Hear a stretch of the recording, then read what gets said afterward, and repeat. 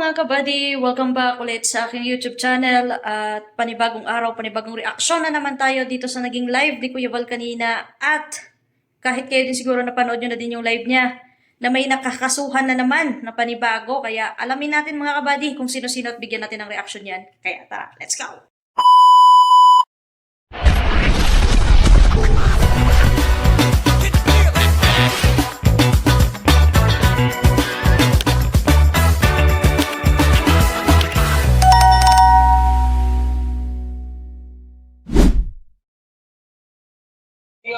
Pakinigan ay cybercrime po sa office ng cyber. At another case po ating i-file sa pagbalahura po sa pag-contempt ng paninira sa Kalinga Foundation. Nako, ayan na nga mga sinasabi mga kabady. Yung iba dyan na mga anti-kalingap, madali lang sila manghusga, madali lang sila mangpuna sa kung anong meron sa Team Kalingap na kung saan puro lang naman pagtutulong at pagdilingap sa mga mahihirap na kababayan nila.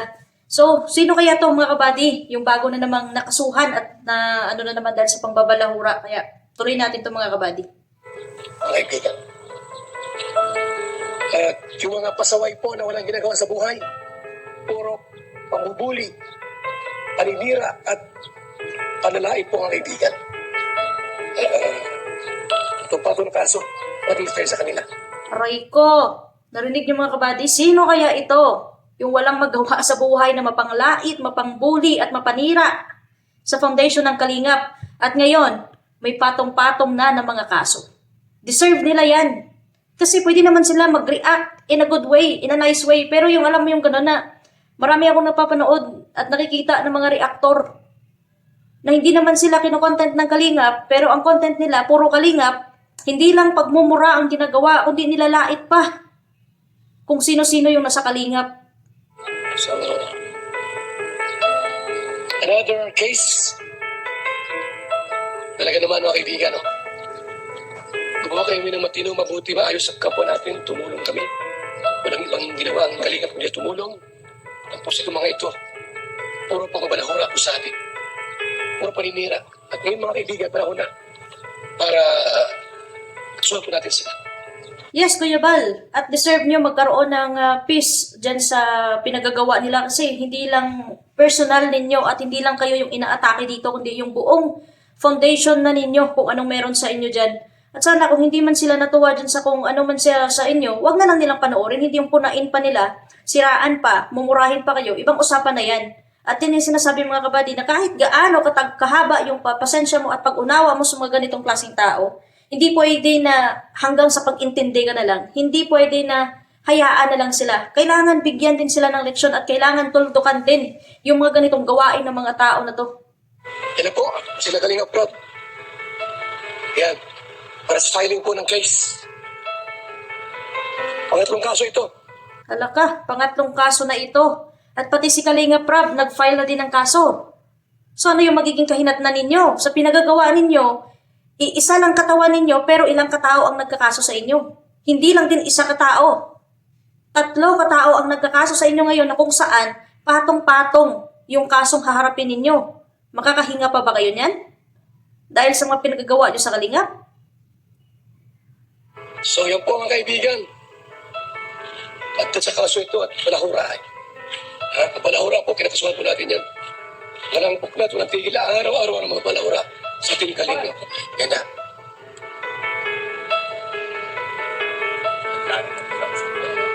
Kayo.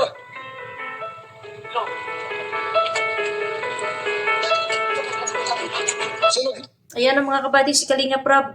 Pumasok na sa cybercrime, Camarines Norte. Maguti sa inyo. Iwan siya, angat mo.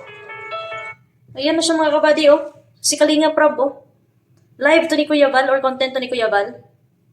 Tingnan nyo, si Kalingap Prab, umaksyon na din.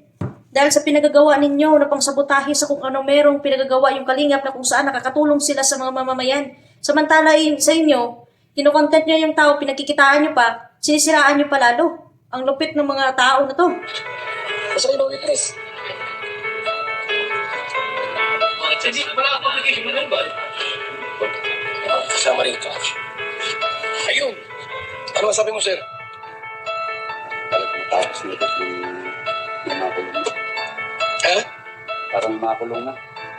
May makulong na? Oo.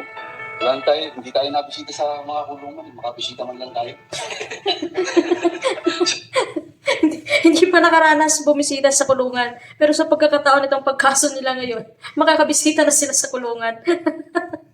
Imagine nyo yun. Bibisitahin ka ni Kuya Balat ng ibang kalingap dyan. Nasa loob ka na ng kulungan. Pambihira kayo.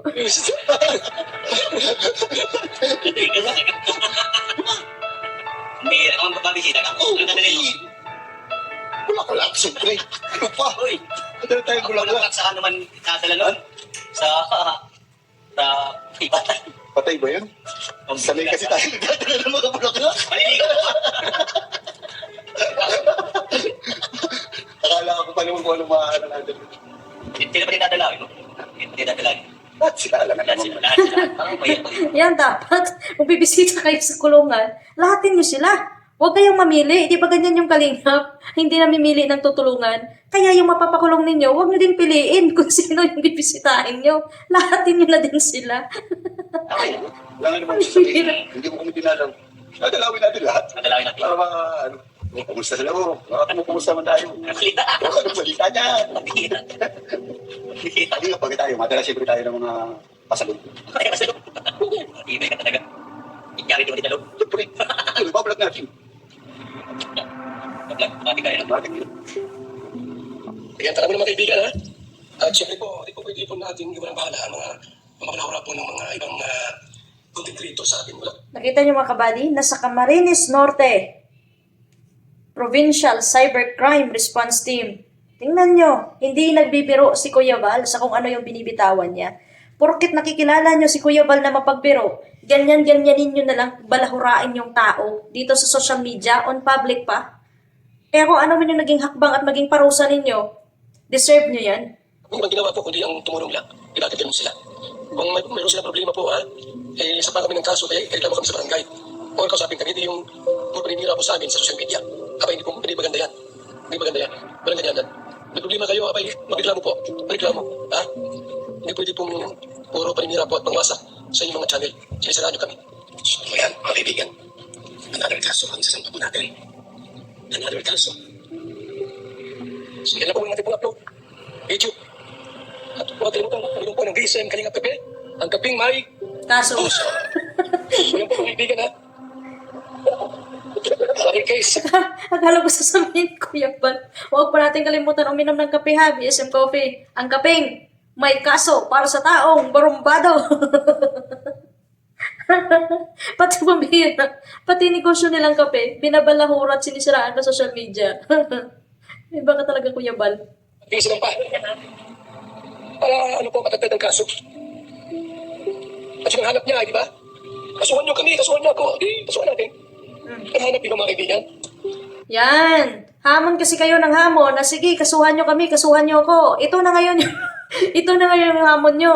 Kumakasa na ang hinahamon ninyo na kasuhan kayo. So ngayon, paano kayo ngayon? Nako, pupulutin kayo sa gilid ng kanal.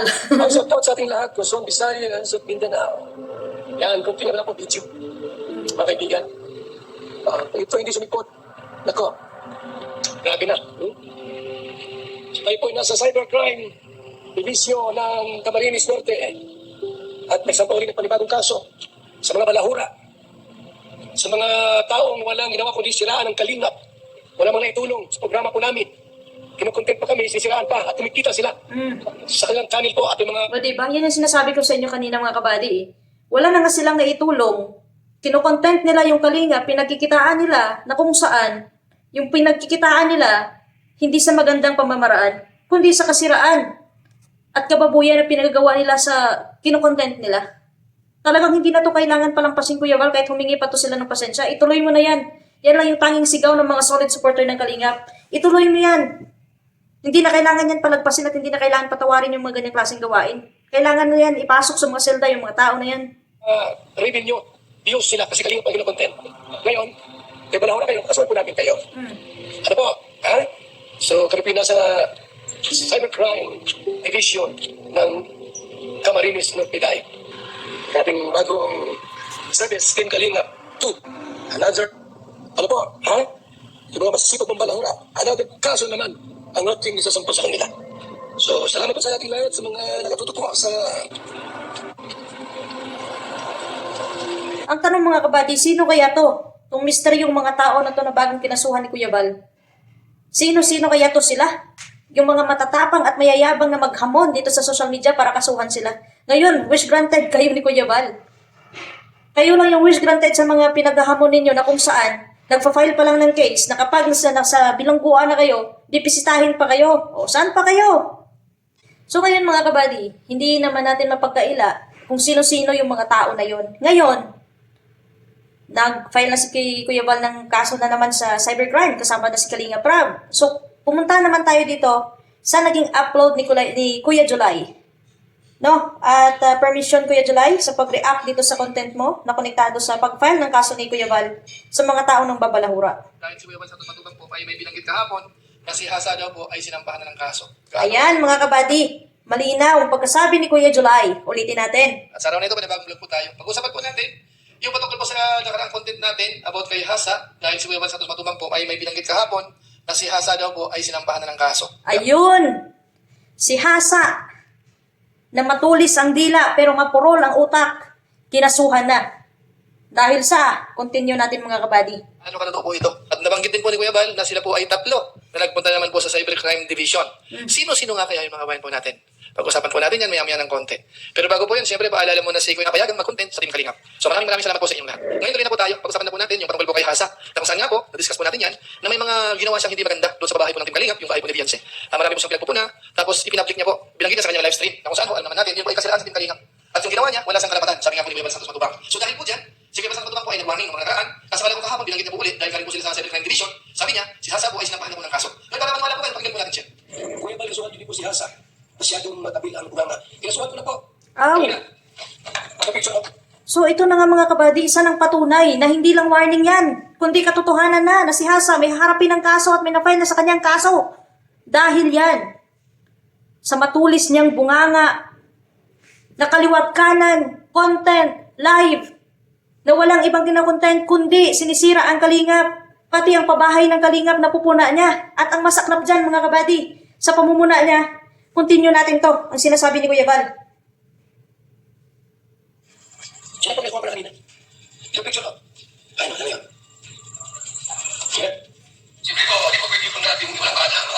Pangalawa po yung mga ibang content creators sa akin. Pag-iwag ko kaya ang turo.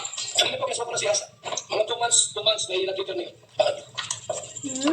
Iyakan! Naku, baka umiyak kayo. Hindi ako may gusto ito, kayo may gusto. Kaya wala po. Kanina. Tatlong nagkaso kanina. Tatlo. Ito. Ako. Wala mo yung sinisa. Yari. Hala ka, Hasa, nako. Yan kasi, for the views, at para lang mapaniwalaan ka ng mga tao, at para lang tutukan ka ng mga tao, dyan ka kasi mahilig gumawa-gawa ng kwento. Tapos, dito ka pa sa social media, nagwawala para ipagkalat yan. Para lang may content ka, para lang may mapagkitaan ka, sisiraan mo yung tao. Ngayon, kapag nare-reaksyonan ka ng mga reactor, magre-reklamo ka na nakikisawsaw lang, nakikisali lang, anong ginagawa mo sa Kalingap? Di ba mga kabady? Yan kasi, hindi kasi nag-iisip. Yan nga ang sabi ko, bakit hindi mo ilagay yung nunal mo dito sa labi mo, dito sa sentido mo na magkonekta? Yung talino mo para tumalim din yung utak mo na yan na mapurol. Kaya ang tulis ng bibig mo eh. Mahilig ka sa chismis, mali-mali naman. Mahilig ka mang puna. Wala ka naman palang naiambag dun. Di ba nahihiya ka? Ang saklap mo klaseng tao ka.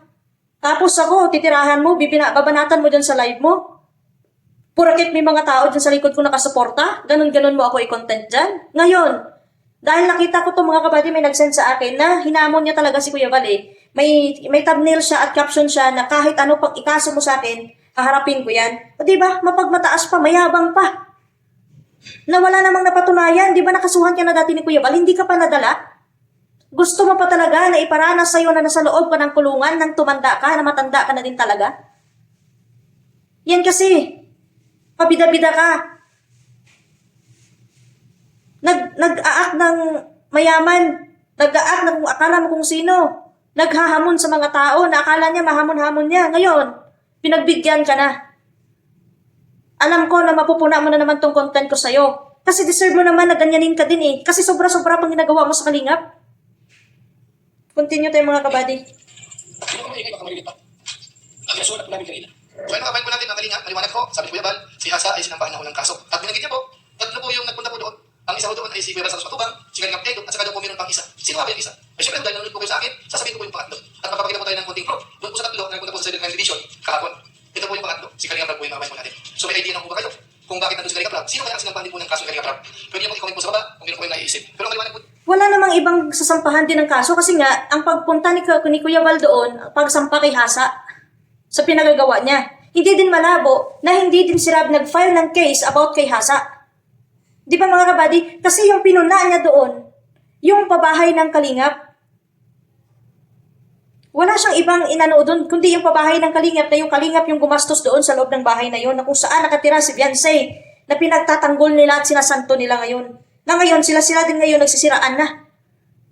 Na dating pinagtatanggol nila, lalo na kay Kapeso, sila yung nagtatanggol, sila din ngayon yung naglaglagan, at naglalabasan kung ano mga pinagagawa nila.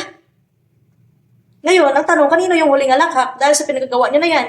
Sabi ko sa inyo sa umpisa lang yan masaya. dito, si Hasa daw po ay isinama. Kasi sabi ko po noon, siyam lang. Ngayon po ay naging 10, pang 10 po si Hasa, pang po natin. O sabi ko po, para daw mabuo yung tatlong kaso, dapat daw 2 video pa. Lagyan na po sila, 4 na video pa lang po. ang video ni Hasa po, 4 lang po yung namin, kulang pa ng 2. Apat yun na po ang video na isip. Kulang pa ng 2 po para 3 kaso. Ang katong. Isang kaso po, kami lang ay. Imagine niyo yun mga kabady. Sa isang katao, 3 counts yung kasong haharapin ni Hasa dahil sa papakalat niya dito sa social media. Tingnan nyo ngayon yung nangyari sa inyo. Sa isang tao, ilang katao nag-file sa inyo ng kaso? 3. Sa 3 katao, may 3 counts kang kaso na kailangan harapin. Imagine niyo yun kung gaano kabigat. Yan ay yung premyo ng mga taong matutulis ang labi, na mapurol yung utak, na malakas mo maghamon sa mga tao. Densa. 80. 160 to 40. Densa. Tapos mandi ang kaso, 3 years. Balik-balik sa dahil. Pagka di ka pumunta ng dahil para makapit sa kaso, iwanan ka. Iwanan kayo. Tatlong ano, di pagkati ng kaso, hearing. Iwanan ka na. Oh. Ka na. Pwede na po isa, 2 kaso. Ay gusto nyo ba 3 kaso na po? Tapos isang kaso na po ay kung sakasakaling maagulan ay 6 years. So matagal-tagal po yung mga kabayan po natin. Ngayon ang tanong, may nilabag nga ba si Hasa? O kaya pati po yung mga anti-Kalingap sa ngayon na nangiingay po. Yung iba nga po, hindi naman mga abogado po. Pero sa tingin po natin, mas hinihigit pa po yung mga abogado ng kabayan po natin. Ang tanong, kaya po ba silang masakop? Dito nga po sa online side, mga kabayan po natin. So pagkaya po natin, yung buwapang abogado po ni Kuya Santos Matubang, ito po yun. Pausapan natin yan. Ang online libel ay ginaparusahan sa ilalim ng Section 4, C4 ng Republic Act 10175 ng Cybercrime Prevention Act. Ang online libel tumutukoy sa mga malisyosong pahayag na nakasira ng puri, kasama ang pagpapakalat ng kasinungalingan at malisyosong pagbibintang ng walang patunay na inipopost sa social media o gamit ang social world gaya ng Facebook. Upang patunayan ang kaso online libel, kailangan mo lamang presenta ang 4 na elemento nito. Una, ang malisyosong pahayag o defamatory statement, ideya sinungalingan, pagpapakalat ng malisyosong pagbibintang na walang ebidensya. Pangalawa, identity. Mapatunayan mo na ikaw ang tinutukoy ng post na ito, may pangalan mo, may larawan mo, pasok yan. Kung wala namang pagkakakilanlan pero may sapat na description at ito yung pinatutamaan, pasok yan sa online libel. Dapat mo ipatunayan na ang pahayag na ito ay may intensyong sirain ang iyong reputasyon o pagkatao. At bilang panghuli, ito dapat ay naipakalat sa pamamagitan ng internet o mga social media platforms. Ang yung 4 na yan, pumasok, kulong yan. Sa ilalim nitong batas na R1 o 75, So, ulong si Hasa. so yung mga kabayan po natin, ang liwanag po, magkakapaliwanag po ng magaling abogado na yan, mga kabayan natin. At siguro hindi natin kailangan ng magaling abogado rin para intindihin kung ang ginagawa po natin ay lumalabag po dyan sa mga nabanggit na yan. Ano po? Basta ang conclusion po ni Kuya Bal sa Matubang ko, si Hasa daw po ay makakasuhan. O kaya kulong si Hasa, mga kabayan po natin. Yun naman po yung pinanggitan ni Kuya Bal. Ano po? Ito po hindi natin sigurado kung si Kuya Bal po ay seryoso o kaya nagbibiro po. Kayo po bahala. Pero sa katob ko, sa pakiramdam ko, kapag yung hindi na pagsasabihan, talagang mga pasaway, lantaran talaga na mga wala nang iyang dating, talagang tutuloy po ni Kuya Bal Santos Matubang. Kahit sino po kayo, sinabi namin ni Kuya Bal Santos Matubang, kahit meron kayo nagmamalaki, kapag may nilabag kayo, dahil sa mga sinabi po ng napakinggan natin mula sa attorney, kayo po ay sasambahan ng kaso. Ano po? Hindi naman sila nanakot po. Ano, subukan niyo po. Subukan niyo po. Huwag kayong magsitigil. Personalin niyo. Pakialaman niyo yung mga hindi naman dapat. Kasi po hindi naman kayo authority kung tutuusin. Yung mga bumapatikos, hindi naman kayo authority kung tutuusin. Kayo ba yung inatasan ng gobyerno? Ngayon kung sakasakaling authority kayo, hindi masampa kayo ng kaso. Kamukha rin po ng ginagawa ni Kuya Bal, kapag masyadong sobra-sobra na, sinasampahan niya po ng kaso. At baka sa sunod, kayo po yun. Ano kayo masad? At tingnan niyo mga kabady, grabe no, malala na. In the sake of views, para lang may pagkakakitaan ka. Nila-live mo, ina-upload mo YouTube, Facebook. Yung mga pangbabalahura mo at pang ano mo sa tao. Grabe, ang lupit. Imagine niyo 3 katao ang nagkaso. Ilan na counts per katao yung nag-file, yung pwede maikaso sa kanya? 3 counts. Isang counts pa nga lang, masakit na sa ulo eh. How much more sa tatlong count sa isang tao?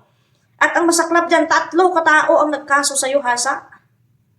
So ngayon, dahil mayabang ka, dahil siguro mayaman ka, ganyan ka pa mag-content ngayon, ano nangyayari sa'yo ngayon? Kayo lang din mismo ang naglalagay sa kahihiyan at kasiraan ninyo. Lalo na, grabe ka magmura.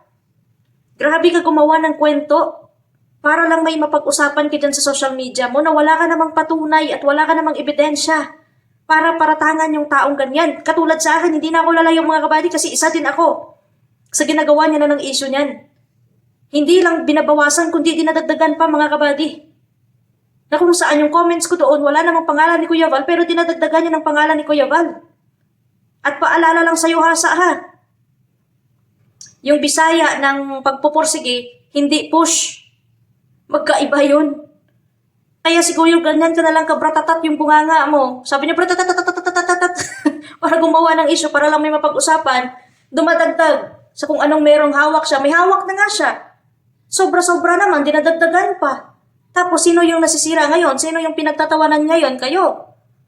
At dugtong ko lang mga kabady ha, yung ginagawa nila ngayon sa Kalingap, nung umpisa, tuwang-tuwa sila, nagkakaisa sila nga dati sa pagsuporta na, sige, banatan mo yan si Kalingap, ay, sige, siraan niyo pa yung Kalingap na yan. Tingnan nyo ngayon, dahil sa ginawa ni Kapeso, ano yung nangyari?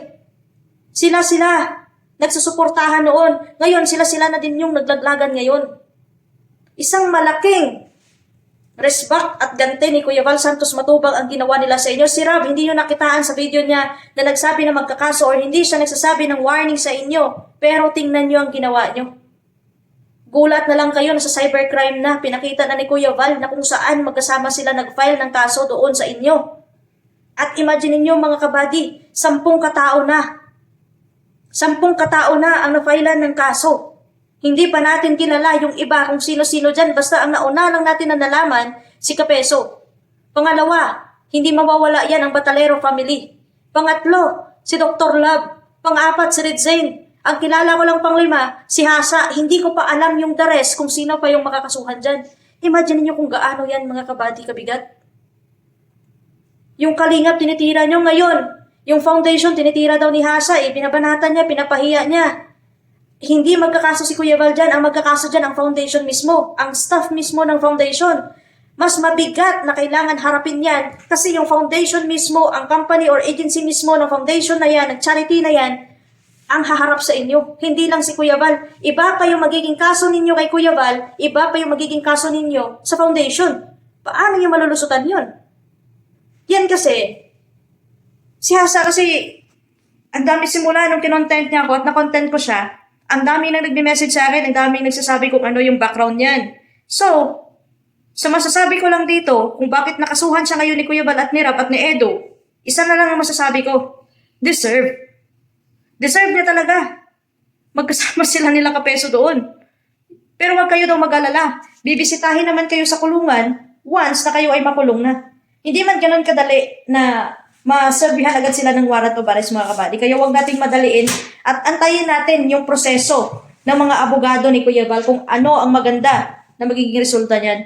Kaya kaabang-abang mga kabady, stay tuned lang kayo makipag-update sa kung ano man yung pwedeng mangyari dito sa mga taong anti-Kalingap na pinipili na siraan, gawing content ang Kalingap para balahurain. Hindi lang balahurain, kundi pinagmumura pa nila yung mga tao dyan at pinagtatawanan pa. Ngayon, sinisingil na kayo sa kung anong pinagagawa ninyo. Pinaghirapan nyo yan, kaya mag-antay kayo sa pag-harvest na ninyo ng pinaghirapan ninyo. So hanggang doon na lang muna mga kabady yung ating reaksyon at abangan pa ang susunod nating maging reaksyon sa mga pangyayari na to. Huwag po natin kalimutan mag-subscribe dito sa aking YouTube channel, Philjan Vlog, at don't forget to hit the notification bell para updated kayo palagi sa aking upload. Goodbye, ingat kayo mga kabady, God bless, at to God be the glory sa ating lahat. Bye!